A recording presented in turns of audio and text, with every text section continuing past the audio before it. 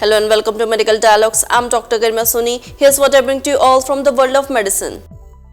Blood tests validated for early Alzheimer's detection in Asian populations. A study in Alzheimer's and dementia, a leading journal in dementia research, has demonstrated the high accuracy of plasma pTau217 as a blood-based biomarker for detecting abnormal brain beta amyloid pathology, a hallmark of Alzheimer's disease. More significantly, the study validates its effectiveness even in individuals with cerebrovascular disease, which is highly prevalent in Asian populations. This finding can enhance early diagnosis, improve patient risk stratification, and facilitate better clinical management of AD in diverse populations. Brain amyloid status on amyloid PET scans was assessed along with the plasma ALZ part pTau217 assay to derive three range reference points for PET A-beta plus based on 90% sensitivity and 90% specificity. The results showed that plasma pTau217 outperformed routine clinical assessments and other plasma biomarkers. The high-risk group showed significantly higher rates of cognitive decline than the low-risk group. Risk stratification for PET A-beta plus based on plasma pTau217 assay